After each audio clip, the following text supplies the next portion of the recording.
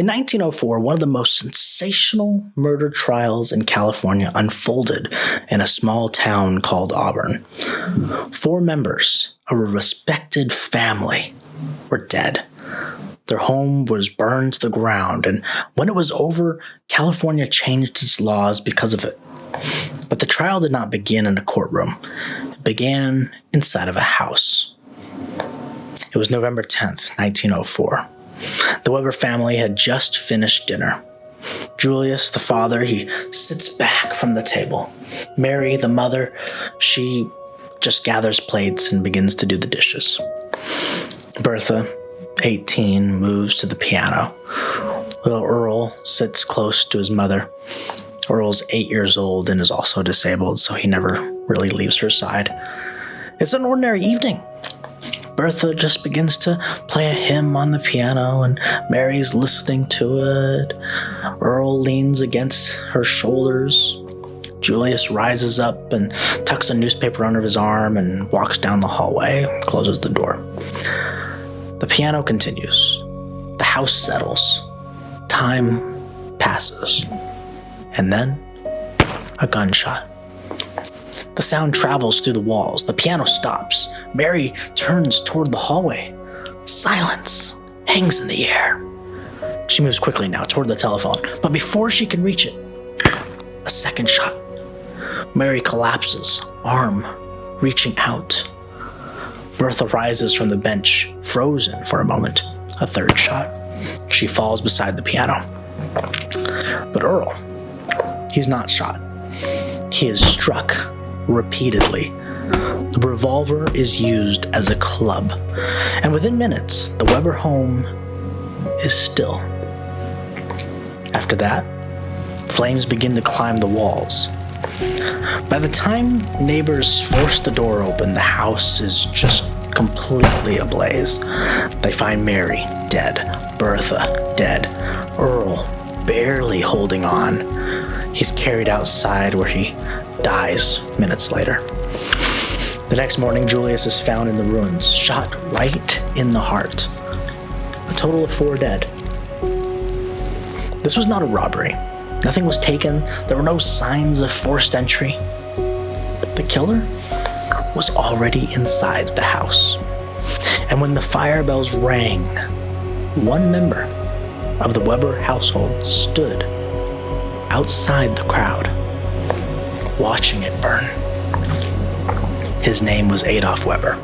He was 20 years old. And what happened inside of that house would shake Auburn, and in time, the entire state of California. On November 12th, 1904, just 2 days after the fire, Adolf Weber was placed under arrest. The autopsies had confirmed it. This was not an accident. Mary had been shot, Bertha had been shot, Julius had been shot, and little Earl's injuries were definitely deliberate. In the tense days after the murders, as suspicion began, Adolf's aunt, Mrs. Snowden, confronted him. She lived next door. She asked whether he knew more about what had happened inside that house. His response was not denial. It was not shock, not grief. He told her straight up, "Your turn will come next." And whatever sympathy remained in Auburn began to evaporate. Investigators began retracing Adolf's movements that evening. The clerk at a general store later recalled that Adolf had come in shortly before the fire. He appeared hurried, agitated. He bought a new pair of pants. They were several sizes too small. He had taken basically the first pair he saw.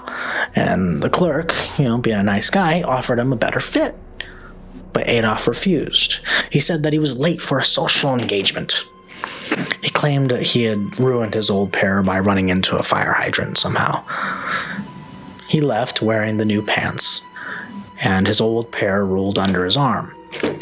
Now, moments later, the fire bells rang, and along with much of Auburn, Adolf ran toward the Weber house. Witnesses later testified that they saw him break a window and throw his old pants into the burning house. And when the debris was examined, those pants were recovered. they had not burned completely, and they were stained with blood.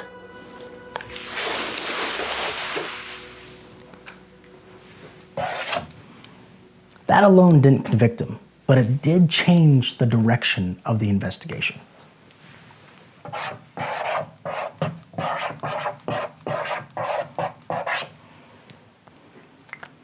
Because 11 days later, investigators found something else. On November 21st, 1904, officers pried up floorboards in the barn behind the Weber home. Under them, they found a .32 caliber revolver. All of its shells had been fired. There was blood on the handle and strands of hair embedded in the grip. The revolver was then traced to a pawn shop in San Francisco, and the store owner revealed the buyer was Adolf Weber. That hair belonged to Earl.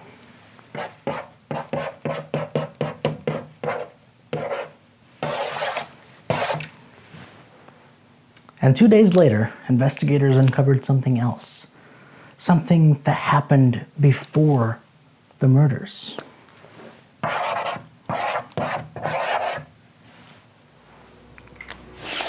And the property wasn't done giving up its secrets. On November 23rd, 1904, 2 days after the revolver was discovered, Coroner Shepard and his officers were digging again, this time in the yard. What they found near the barn, under a pile of manure, they found a 5-pound lard can. Inside it were $20 gold pieces, $5,000 worth. The exact amount stolen from the Bank of Placer County 6 months earlier. May 26th, around noon, a masked man walked in, revolver drawn. Now the case had stalled, no arrest, no resolution, until the gold turned up buried behind the Weber house. And now, the murders and the robbery shared something in common. The same property, the same revolver, the same man.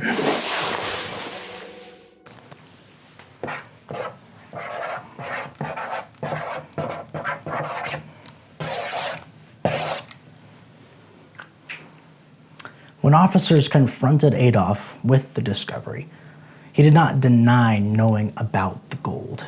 Instead, he reportedly said, "Oh, I thought you had discovered the motive for the murder. The bank robbery. It's a trivial matter. It's not bothering me. It's the other cases I'm worried about. If I did take it, it's not because I needed the money, but only to see what I could do." Only to see what I could do. That statement would echo through the courtroom months later, because it suggested something far more unsettling than greed. It suggested experimentation. By the time winter settled over Auburn in 1904, the question was no longer whether Adolf Weber would stand trial. It was how quickly. The case had grown beyond the town. Newspaper across California and stretching all the way to New York were carrying it. A respected family, 4 dead, a son accused, a bank robbery uncovered, a revolver hidden beneath barn floorboards. The state was watching. His trial for the murder began in early 1905, January 27th. The courtroom was crowded. Curiosity seekers, reporters, local families who had known the Webers for years. And Adolf Weber sat calmly at the defense table. He had inherited $70,000 from his father's estate, the equivalent of millions today.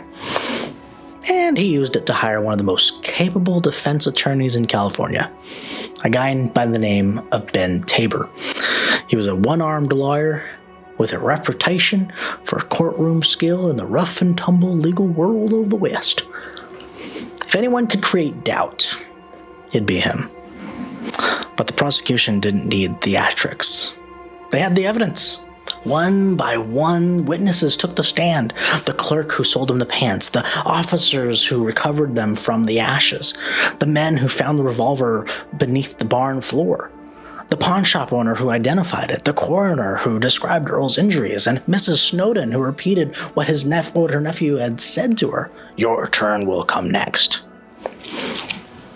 Now, the jury deliberated for about 20 hours. On February 22nd, 1905, they returned with a verdict. Guilty. Murder in the first degree. Death penalty. Up until a few years before the murders, those that had known the Webers described Adolf very differently. He had once been the pride of the family. His sister Bertha adored him. He reportedly showed patience with his younger brother Earl. But sometime in his mid-teens, that picture began to shift. Contemporary accounts describe him as withdrawn, morose, dressing in black, spending long hours alone. There were rumors repeated in several newspapers about a shed behind the Weber property, stories that small animals were mistreated there. Some claimed he raised fighting cocks and killed the ones that failed to perform by stomping on their heads. Whether all of these accounts were accurate, exaggerated, or colored by hindsight is difficult to determine, but by 1904, the image of the obedient son had eroded. He disappeared for days at a time. Family members told neighbors that he was visiting friends in Sacramento or San Francisco. But reports suggest those trips led to brothels. The family physician, Dr. Robert Rooney, later described him as a hypochondriac. There was even a testimony that as a teenager, he sought a circumcision for what doctors of that era described as nervous habits. His father ultimately consented to that procedure. Again, whether these details explain what happened is a matter of interpretation, right? But in the courtroom and in the newspapers, they formed part of the narrative. A young man who had changed gradually, noticeably, and perhaps inevitably. Adolf Weber appealed his conviction, of course. The case moved through, and there were arguments for a stay of execution. There were examinations to determine his sanity, but the verdict held. And on September 27th, 1906, Adolf Weber was led to the gallows at Folsom State Prison. He was 22 years old at that time. He walked steadily. Witnesses later remarked of his composure. No outburst, no visible panic, no plea, just 13 steps. A black hood placed over his head, the noose adjusted. The trap was sprung. He made a few brief movements, and then he was still. The Los Angeles Times wrote the next day, "Never did an assassin meet death with a firmer step or a cooler nerve than did the boy murderer of Auburn." But the story did not end at the gallows, because there was another question lingering in California. Inheritance. Adolf Weber had been the sole beneficiary of his father's estate. Nearly $70,000. Millions in today's money. A fortune. In the months after the trial, California lawmakers confronted that troubling possibility. Could a person murder their own parents and still inherit from them? The Weber case forced that issue. New legislation followed. No longer would someone convicted of killing a family member automatically profit from that death. The law changed because of this case. The evidence was simple. Pants with the blood. The revolver with the hair. The gold from that robbery. And that threat to Mrs. Snowden. The jury needed 20 hours. The gallows needed 13 steps. California needed a new law, all because of what happened on November 10th, 1904. And it began at a dinner table.